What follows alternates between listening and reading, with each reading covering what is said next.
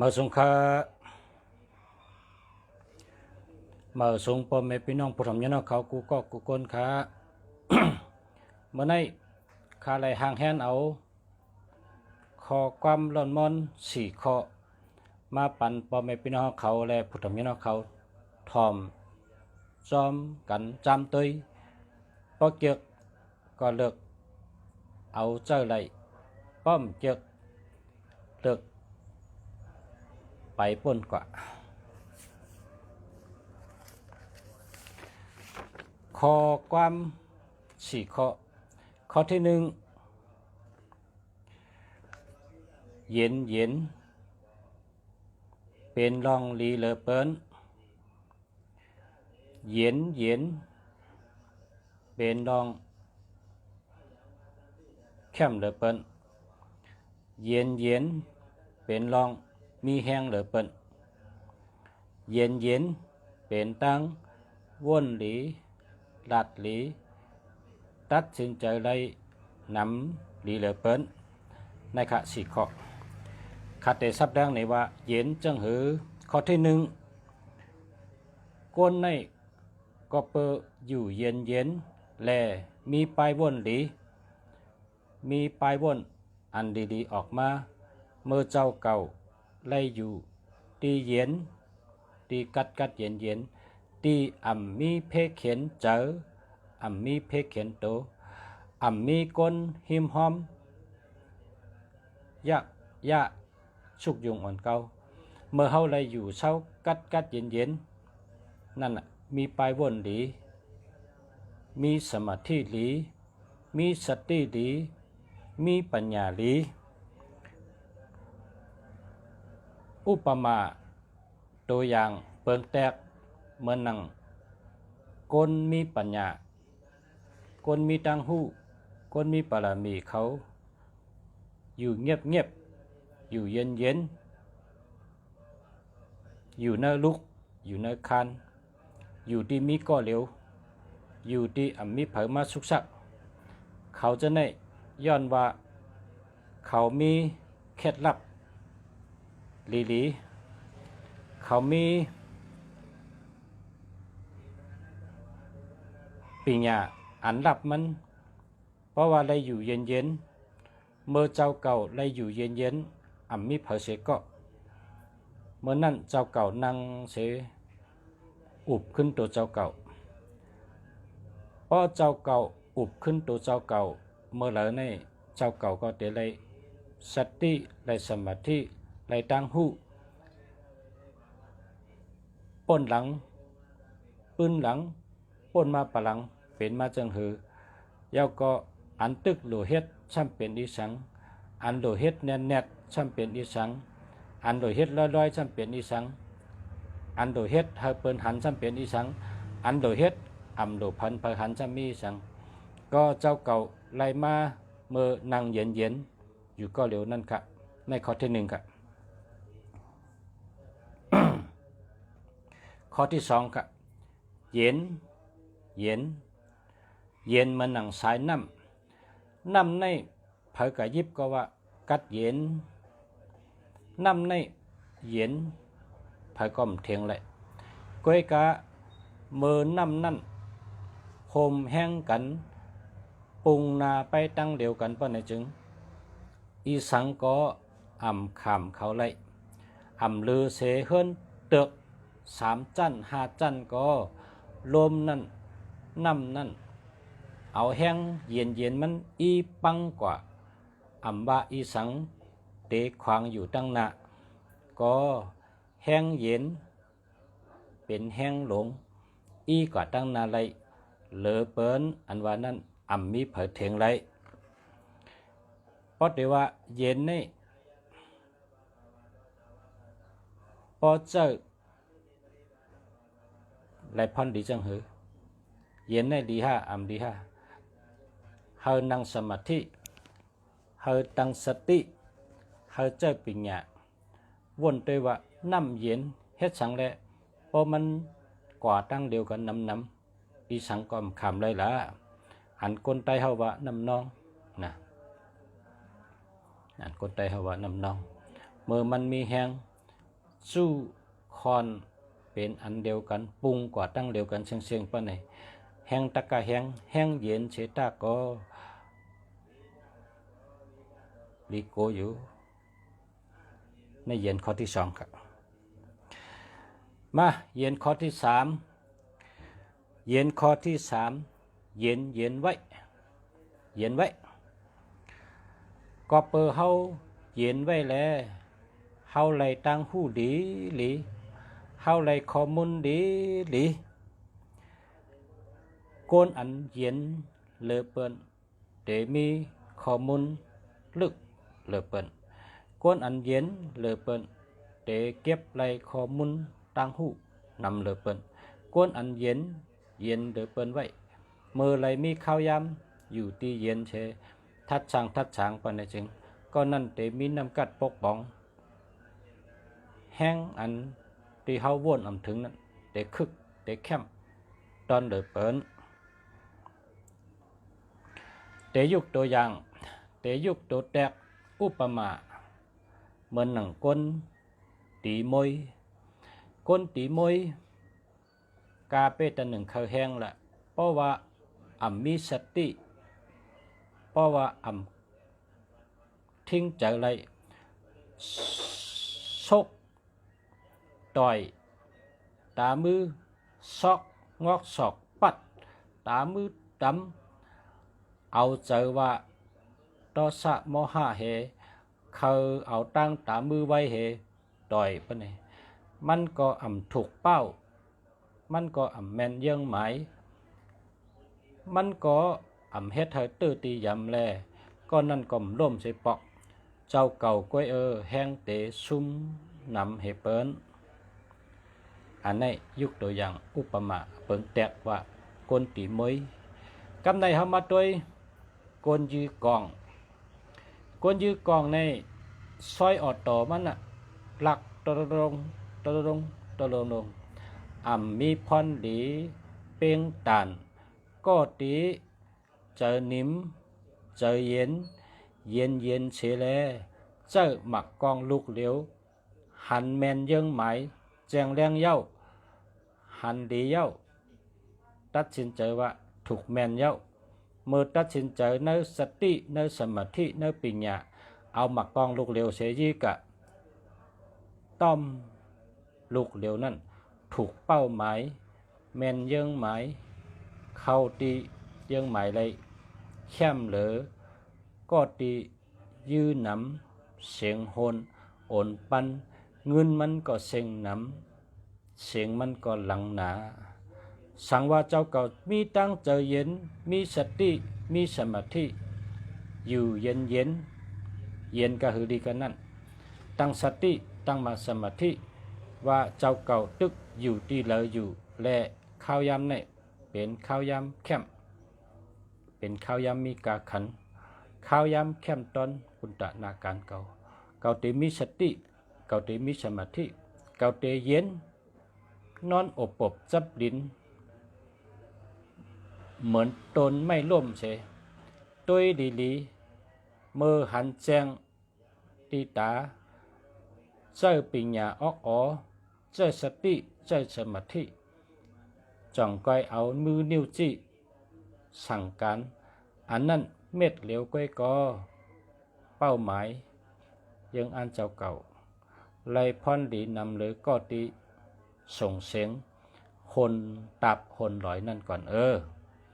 ขอความเย็นขอในเจอละมีกาขันเหลือตอน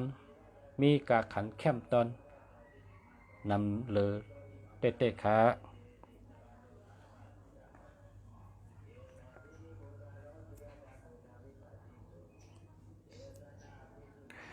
ข้อที่5ก้นเย็นไหลและก้นเย็นไหลก็ตีเย็นไหลถ่อมเปิ้นหลาน้ำถ่อมเปิ้นอุบน้ำก็นั่นเตมีข้อมูลนำเลอเปิ้นเตมีตั้งหูนำเลอเปิ้นเตไหลข่าวเงานำเลอเปิ้นเมื่อเจ้าเก่าไหลมีตั้งหูนำมีข่าวเงานำมีข้อมูลนำเจ้าเก่าเลิกเอาตัดสินใจว่าถูกลีเฮ็ดจังหือ มือมันหลัดน้ำเฮาซ้ำตีเก็บเอาตียำมันขึ้นตอบแทนมันคอเลยมือเลยตีเลยเฮาเย็นเชเก็บข้อมูลไว้เข้มๆยาวก็ก้นหลัดน้ำมันอ่ำยำก้นอัน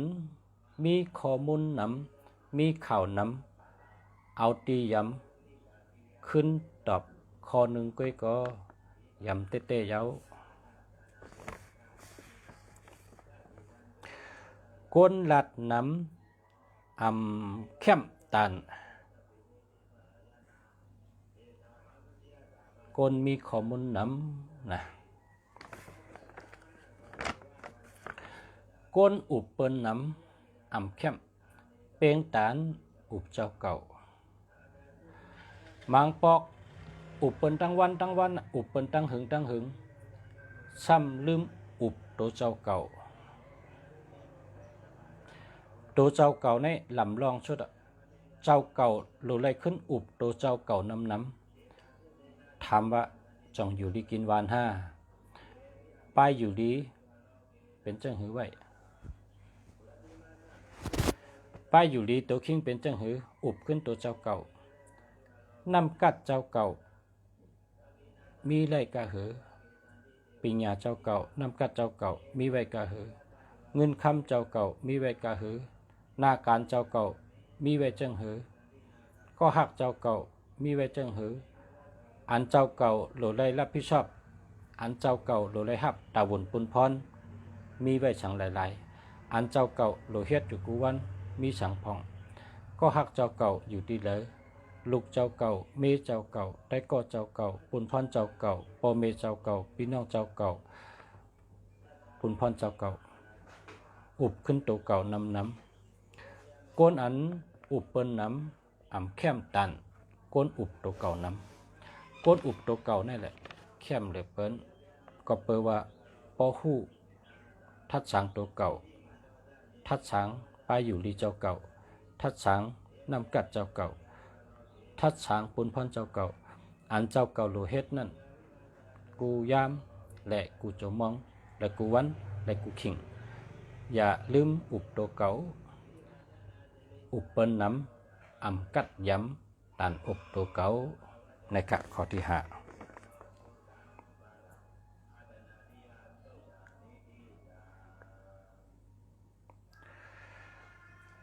ก้นตอบคอความตันเปิ้นกูคอนั้นอ่ำจ้าตันก้นอันวนตันนะครับแคบจะค่ะเนาะข้าเอามาข้อมูลขอความสาระคาสอนนะข้ามีเสียชมาขอบใจค่ะสาระข้าในมีน้ำนะขอความเข้มเมื่อในข้าเอามาหาข้อมาปั่นพ่อแม่พี่น้องผู้ถ่อมยินในรายการฉะคุเมืองหลีเฮาชูเจ้าเลยเอากระเจ้าตื้อเป็นพันหลีและหนังหือพี่น้องไต้เฮาป้อเลยดีเย้าดีแทงหู้เย้าหู้แทงรักเย้ารักแทงนะรักเย้ารักแทงมีตังหู้เย้ามีตังหู้แทงมักมีเย้ามักมีแทงนั่นค่ะเนาะเฮาคาโลมออุบโลมอลาดเฮาคาเป็นปีไอลงเปิ้นก็กับพอเฮามีน้ำกัดเปิ้นก็เปิ้นเดียวจังว่าปีไอเฮาในโลหะปิญญาแท่งก่อนมันว่าจะนั้นนะก็เพราะฉะนั้นโลมีตังหู้น้ำโลเลยปกป้องตัวเก่าโลคัดเจอเฮ็ดให้ตัวเก่ามีตังหู้ก็เหลียวก็ไรโลเลยหู้น้ำหู้ตั้งก้นน้ำพร้อมกันเฮ็ดพร้อมกันอีสังก็แต่ดีลาดก็โหลลาดลองดีวนก็โหลวนลองดีเฮ็ดก็โหลเฮ็ดลองดีซบนะซบเนี่ยเมตตาเนี่ยกล้าขายจะเนี่ยมันอยู่ที่ซบกับ10 ก้นเฮ็ดก็ก้น ก็มันอยู่ที่ศพเนี่ยศพกรรมในเองโดมหมอลัดนะมันโดมหมอลัดความเฮาในเมื่อเฮาไปลัดเนี่ยเฮาเป็นเจ้าของมันน่ะความเฮาเนี่ยพอเฮาไปลัดออกศพเนี่ยเมื่อเฮาตึกวนไว้ในใจเฮาเนี่ยเฮาตึกเป็นเจ้าของมันน่ะก้วยกะข้อความอันเฮาเลยลัดปนศพกันนั่นมันเหมือนหนังเปิ้นยื้อปืนกลางนั่นน่ะมันได้ปรุงกับตั้งหน้าหันเอาขึ้นเลยเหมือนหมักกองที่มันป่นเล่าก็อย่าเอาขึ้นเลยข้อความก้นก็เหมือนกันสังว่าเลยลาดป่นกว่าเจ้าในจ้างเอาขึ้นก็เพราะฉะนั้นเมื่อไปลาดเนี่ยเขาต้องเป็นเจ้าของมันเขาหลุลีเจนจ้าดีลีทัดสังดีๆวนดีๆอุบเทิงมันเป็นสังอย่าไปอุบพิษนะอุบเทิงอุบเป็นคอเป็นกำมันเป็นสังก็กายอย่าไปอุบพิษเพราะอุบพิษมันเด็บมันหนังข้อความนั้นคือเด็บมันมัดเท่าเหมือนเสือกนั่นนะความไตในว่าหือความไตศพหมอยอคอกินอิ่มมีศพอ่ำหมอลัดลิ้นกอดปัดเหมือนเสือกมัดคอ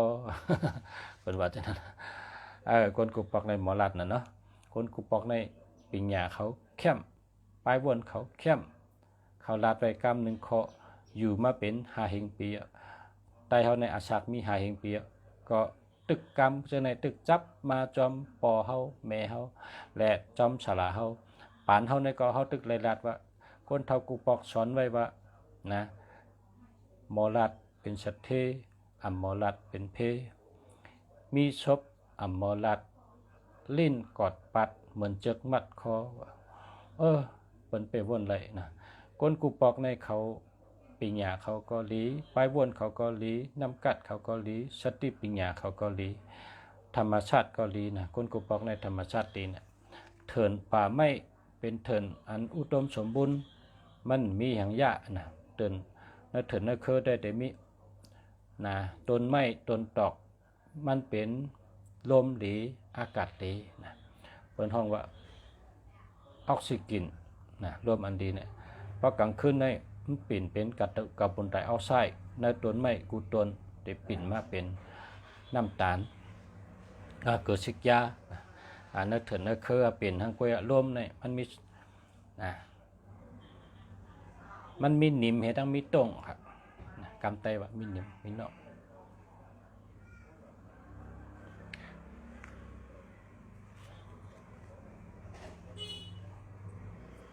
ความเขในพระห้องยิงหยางนะมีหนิมมีตรง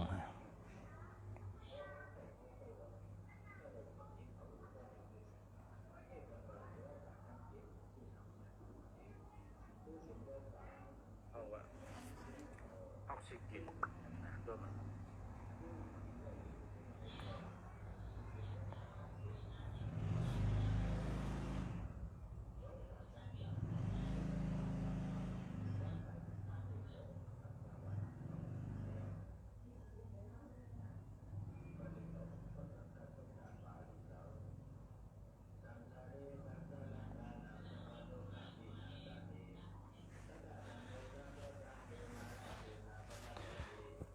คัดได้ตอบอันที่ถามมาหมายพงค่ะเมื่อว่าก็คำท่านได้ตอบขึ้นนะต้องเข้มครับประชาจงดีครับประชาเจ้านี่คัดได้ด้วยกำนะมีอยู่เขาก็ค่ะเมื่อว่าถามมาอะไรตอบค่ะ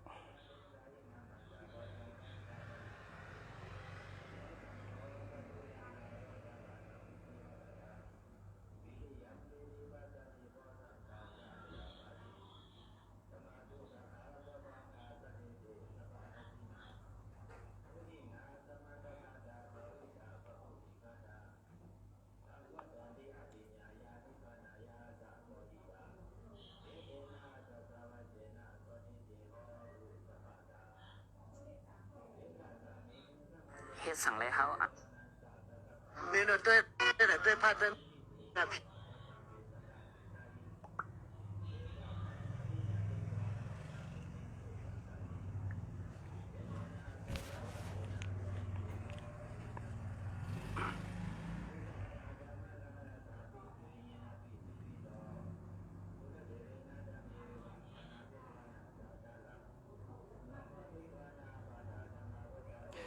พี่น้องถามมาใน0946355789ไล่ค่ะเจ้าแหละค่ะนะเจ้าแหละค่ะ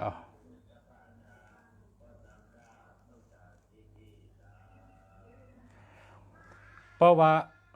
ในตั้งไหนก็ถาม0926419396อันนี้ดีครับ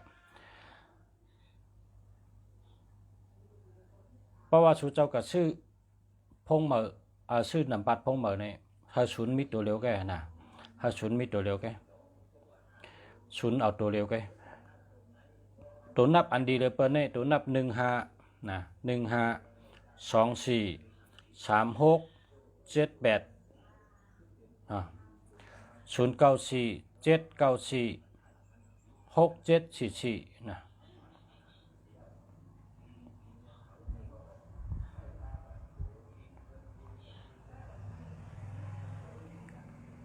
67ใน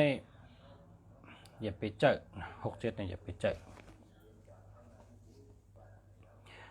67ในอย่าไปเจอก็หาเหมอนะหาเหมอเว67เวเหนะอันตัวนับอันดีใน12ใจ15นะตัวนับอันดีในตัว15243678นะแล้วก็465696นะจะในเป็นตัวดีครับ0842923863อันนี้ดีเขาเพราะเพิ่มมี428เนี่ยนะใกล้ลาบหลีเพราะวันที่1วันที่16ในใกล้ถูกหวยแกะปรากฏมี824นะ0945858633อันนี้ดีครับ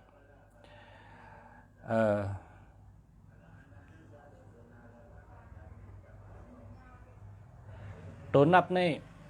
มันขึ้นอยู่กับนาการค่ะตัวนับนี่ขึ้นอยู่กับนาการต่างงานเฮาเฮ็ดสร้างนั้นเฮานาการเฮาอ่องไว้เฮาติได้เจอตัวหังในก็ด้วยลุงเสียติด้วยปันไหลนะเพราะเขาด้วยว่าข้าเกิดวันไหนหรือได้เจอตัวนับสังในก็ด้วยปันไหลนะเพราะสู่เจ้าหาอะไร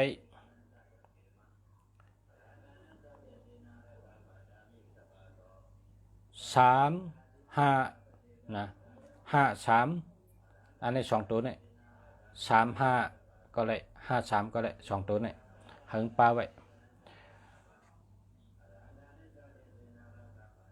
3553อันที่เหลือในให้มีตัว8นะให้มีตัว8นี่บอกว่ามีเงินนำค่ะ09989388 715อันนี้ดีค่ะ0994689932อันนี้ก็ดีค่ะดีเด็ดๆค่ะเพราะว่าใครเฮาบอกว่าอันตัวนับอันไรเงินนำเนี่ย3ตัวจับกัน4ตัวจับกันนะลุงเสียก็รัดปันเลย0991392758อันนี้หาเหมือนกันเนาะ0629621688อันนี้แคมจะ1688ในแคมจะนะ62นี่ก็เป็นเงินค่ะ62เนี่ย62ในเงินนำค่ะ0629422865แคมก็พอใครกับสืบคู่เมืองดีก็กับสืบมาที่0887896916ค่ะนะ0887896916ค่ะกับสืบมาเลยค่ะ0944666199 6351อันนี้ดีครับ0993521619อันนี้หาเหมือนกันนะ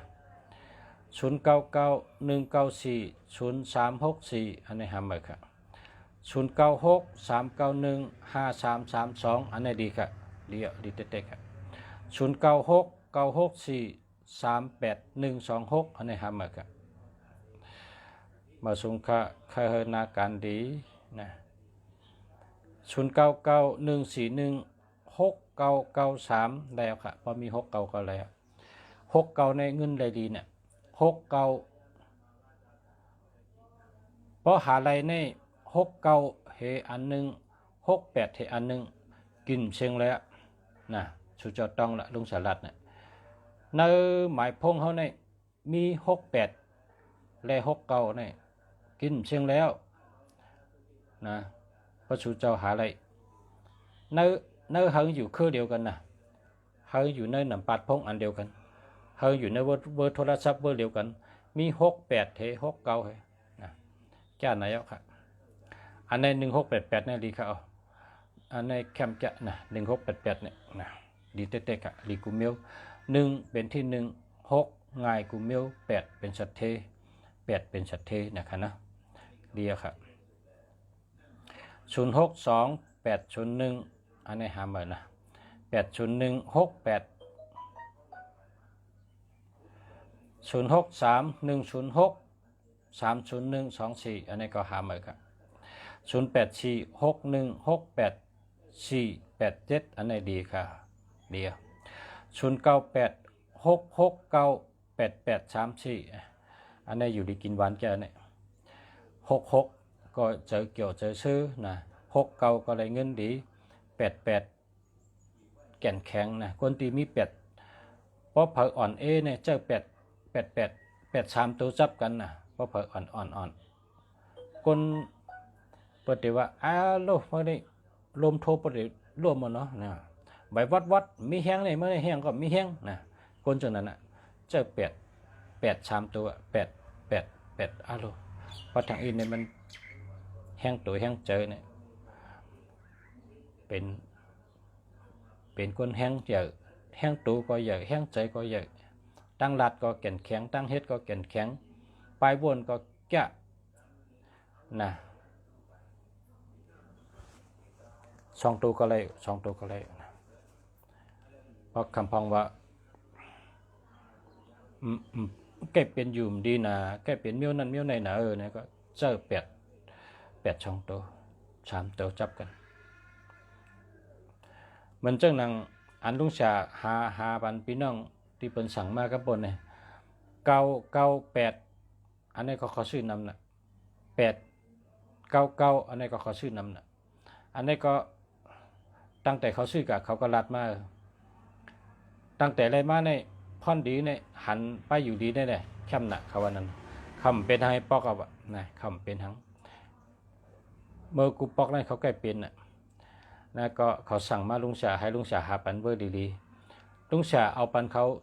088กูก็นะเจิญเขาสั่งมาเนี่ยเขาเลยเมื่อเจอ088กูก็ประวัติเมืองไทยเนี่ยแต่มี088 089 099 095 098นะมันจะในแคมน่ะมันแคมนะครับว่าจะได้เจอจะไหนพลเมืองเข13988299800ศูนย์อย่าไปเอาหรอกนะก็ชื่อเมอศูนย์อย่าไปเอาให้เป็นตัวนับหลายๆเลยแต่ไม่เงินนำมือศูนย์อย่าไปเอาศูนย์ให้เป็นย่อกะนะศูนย์ให้เป็นย่อกะ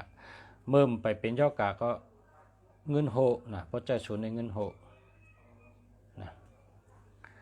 0948839019อันนี้ก็หาเหมือ0659688991แคมจันเนี่ยก็ในแคมจันเนี่ยนะในแต่ต่อจัวซักใจต่อจัวซักจังไหนเนี่ยเพราะเท่ามากก็เอาปันลูกปันหลานเจอนะมันแคมนะมันโดยยากนะ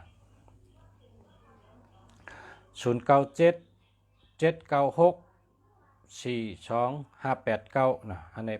พอเป็น097นี่เป็นหมายพงตั้งเมืองใต้เฮานะรีวิวค่ะ0926830194นะอันในกลางมี0ค่ะเอา8ให้หามื้อ0991143332นะเจ้าแล้วครับ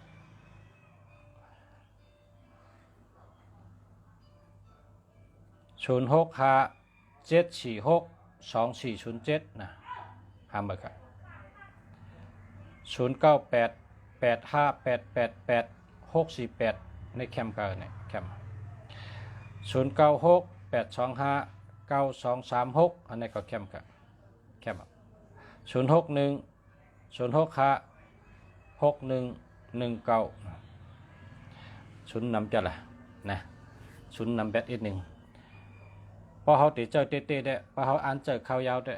เขามีศูนย์ตัวเร็วกันนะพอเขาติดอ่านเจอเป็นหมายพงมากำเตว่าเบอร์โทรศัพท์อันเขาติดเจอข้าวยาวได้ศูนย์โดมีตัวเร็วกัน0652861689ในก็แคมแกะนะ1689 0894292253อันนี้ก็แคมค่ะ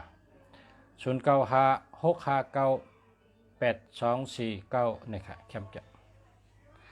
อันนี้ก็ในดีนี่8249นี่อันดีเนี่ย6556อันนี้ก็เป็นสัตเทเนาะในช่ำ9889นี่มีอำนาจมีบารมี824นี่ลาบลีน่ะ824เนี่ยแล้วก็249นี่อุพังก็เป็นพร้อมไว้น่ะนะลาดสังก็เป็นพร้อมไว้อ่ะ249เนี่ยนะดีอามจะ249พอแต่อันเป็นก้นลัดกรรมเนี่ยเราเป็น2499 5499 6499จะเนี่ยภายลัดกรรมเนี่ยเลยกินย่น061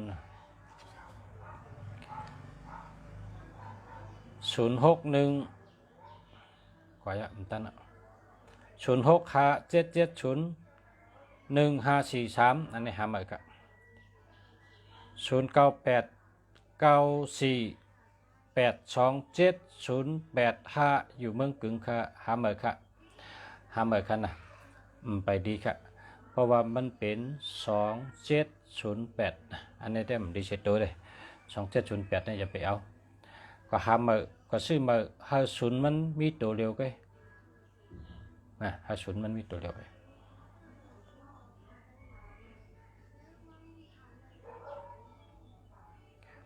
0995645221อันนี้ก็หามาครับ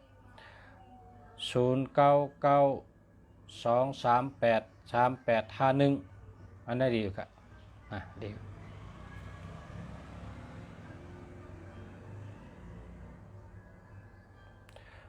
0947695964นะพอมี7667นี่นะ7667นี่หามาให้ละนะ0633037801อันนี้หามาครับ0944661462อันนี้ดีครับตัวนับ44ในป้องจับกันในเข้มน่ะเมื่อว่าฉลาดเขาเตรียมลงว่าพอเผอเขาขายตั้งขายเอาพงนะ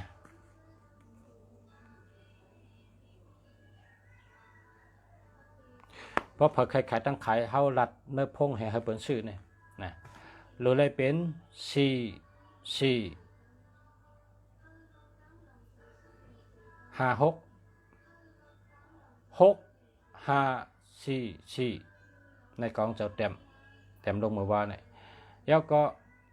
เพราะว่าฉลาดเขาในผุยคงเห็นสอนภายตัวนับมาเร็วเนี่ยเป็นสอนจังหือในเป็นสอนในพงเนี่ยนะ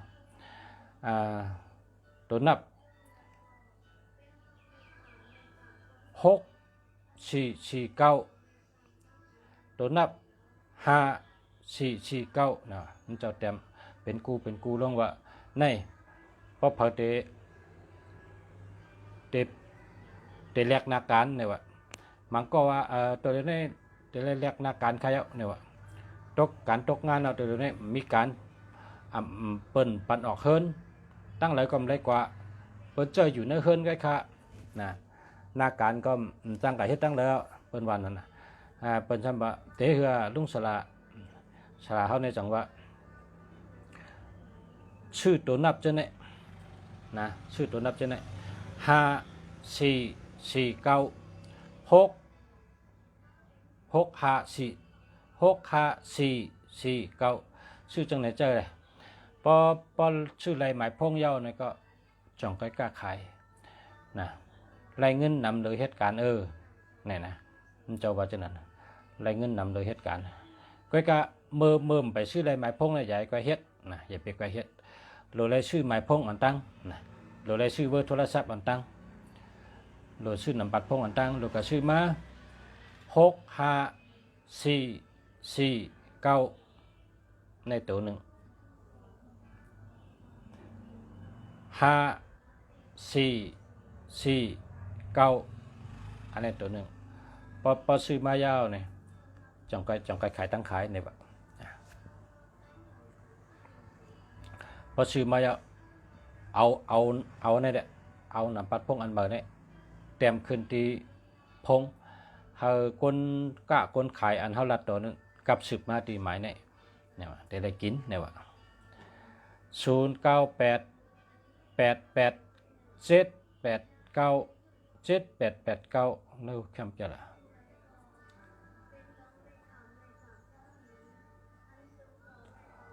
คำจะ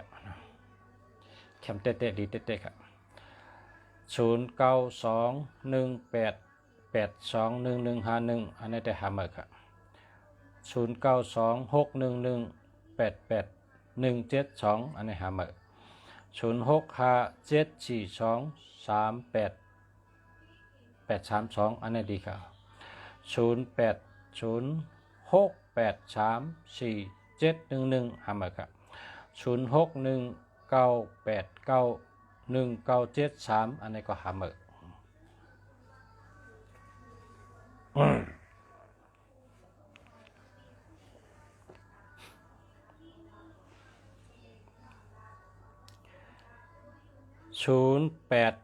กันต่อกับ0988488529นี่กันจะเนี่ยพอใจจังไหนได้อยู่ดีกินวันอ่ะเพราะเป็นลูกอ่อนอาชักเมียนพ้องเปิ้นตึกหรือเหตุการณ์เนี่ยอาชักเศร้าไปเนี่ยนะอาชักเศร้าไป21ต่อถึง40เพราะว่านี่แหละเป็นข้าวเหตุการณ์มันนะอาชักเศร้าต่อถึง40เนี่ยเมียนพ้องดีเหตุการณ์เพราะว่าพอเราตึกอยู่ในอาชักเศร้าไปเฮ30ไปเฮแล้วกำเป็นเมียวนั่นปองว่าพงสุเจ้าเนี่ยมันนำปาดมันไปแม่นสุเจ้าหาเมื่อละหาเมื่อแต่ได้แก่นแข็งมีแห้งอำเป็นยอกกะ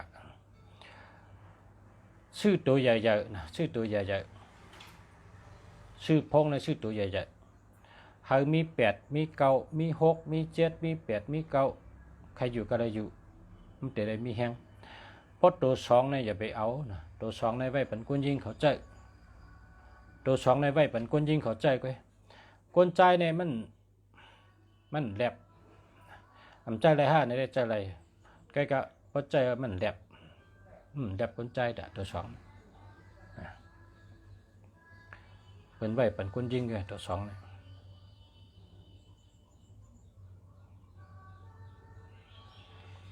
0648698393อันนี้เดียว0990287986อันนี้หามา0978888285อันนี้ดีจะค่ะแคมจะ0947575118อันนี้หามา0926154371หามาครับ0976995879 ห้าเมอครับ0976995875มันปลา76นะมันปลา76อย่าไปเจอหึงนะอย่าไปเจอข้าวยาวเพราะว่าตันๆยาๆมันก็หาเมอทั้ง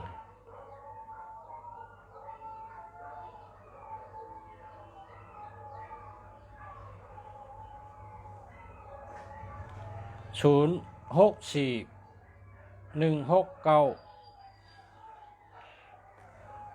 8นั่นต่อครับ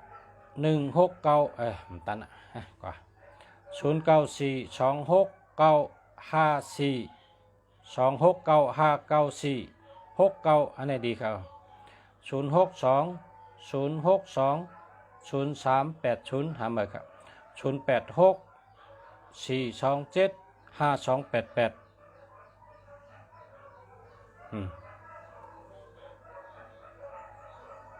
หาเมอให้แล้วนะเปิดแต่ละดีเพราะแต่หาเมอก็หาเมอป้อมหาก็กำใจนะตีลุงเสียเจอหาเมอเนี่ยมันมี72นะ7227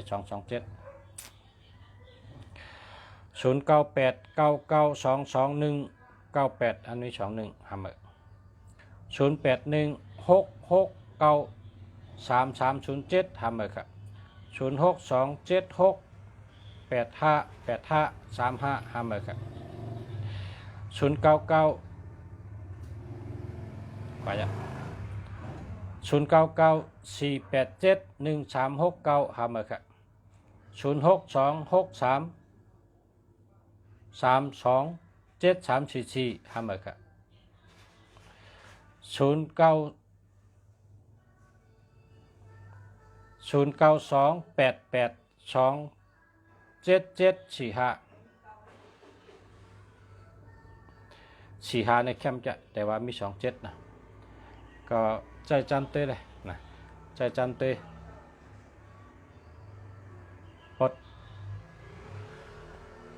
พอใจจำเต้แต่หันโจงไปพอเขาเจอเห็นแล้วดีขึ้นมานะได้ดีแล้วเนี่ยก็เจอติ๊กๆก็กับพอเขาเจอเห็นถ้าหันพันดีมันก็แหลกเห็นนั่นเมื่อนั่งเฮิร์นเขาอยู่เนี่ยพอเฮิร์นเขาเนี่ยพอเขาอยู่เอาเหี้ยเขาเลยเงินดีเอาเนี่ยอย่าไปยะนะอย่าไปค่ายอย่าไปตกแต่งเพราะว่าเขาเจอเหี้ยเขาอยู่อะไรเงินดีเพราะเขาอยู่เอาเหี้ย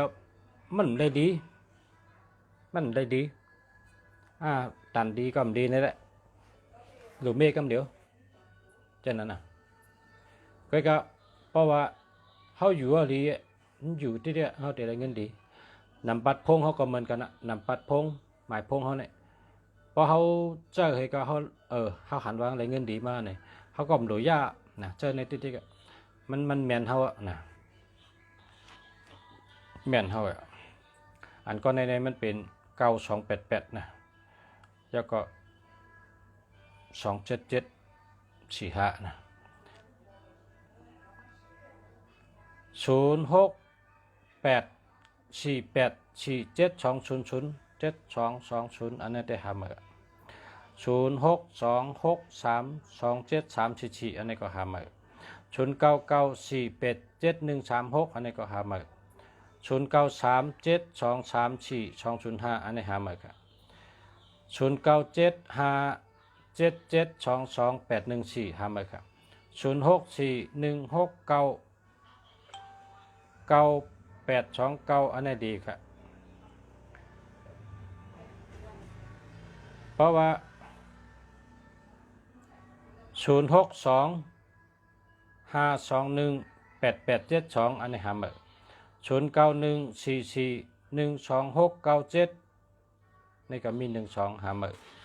0984498498อันนี้จะแล้ว097793061717หาเมอครับ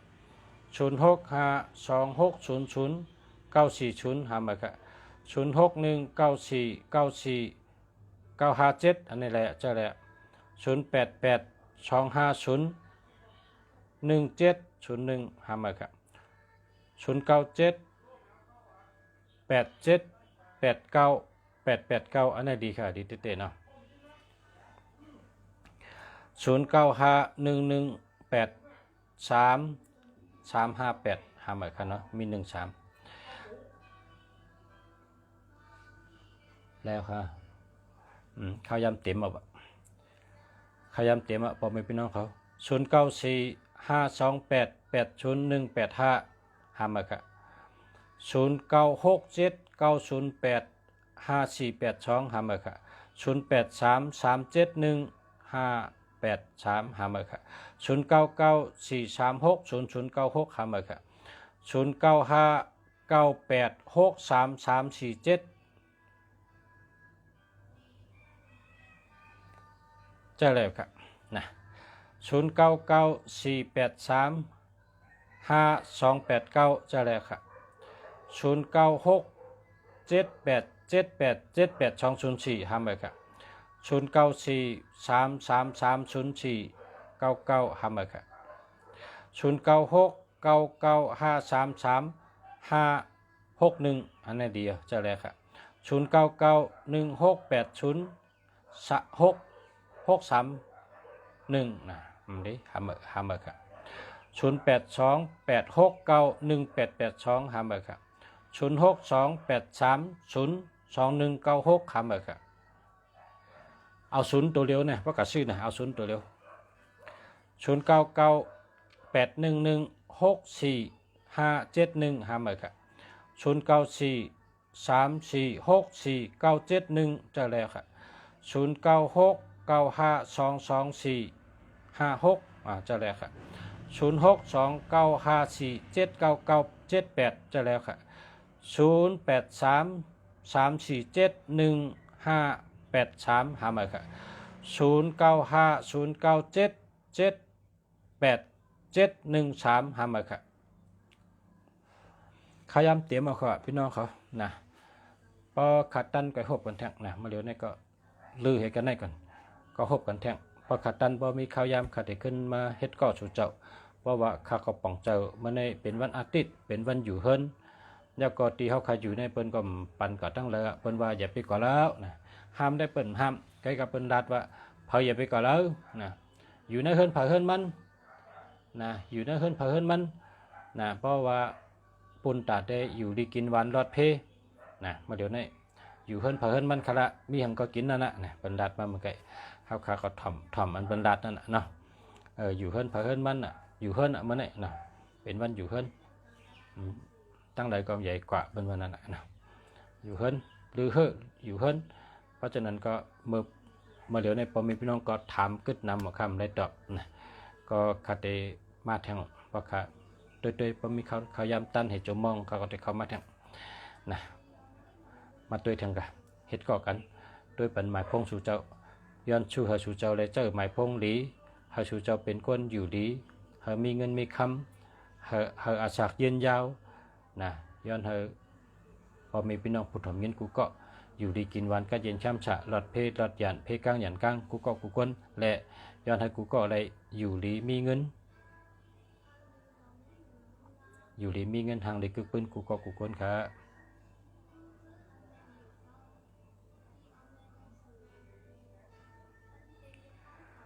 หมายพงปชาใน0887896916ค่ะ0887896916ค่ะนะอันนี้ก็ว่าติดตัวชำแดนขึ้นกับเฮียวนะตันอ่ะ09477446นะ7746กลางแล้ว774653ตัวนะแคมจัดนะมาสุงค้าขอบใจค่ะขอบใจค่ะขอบใจกูก็กูเจ้าค่ะย้อนให้มันได้เป็นวันที่1เนาะย้อนให้รับลีนะรับลีมีสุนมีหมันรับลีกู้สู่ลีกรรมลีวันที่1วันที่16อะไรปอกที่ถูกหวยกรรมลีคือลีกรรมลีรับลีคือเยอะๆค่ะถูกเย้าถูกแทงตื้อเย้าตื้อแทงไหลเย้าไหลแทงกามลีเย้ากามลีแทงลาบลีเย้าลาบลีแทง ขึ้นใหญ่เย้าขึ้นใหญ่แทงขึ้นใหญ่มาสูงเย้าขึ้นใหญ่มาสูงแทงเฮือเย้าเฮือแทงมีเงินเย้ามีเงินแทงค่ะย้อนชูกูก็เฮออยู่ดีมีเงินกันกูก็กูควรค่ะมาส่งค่ะ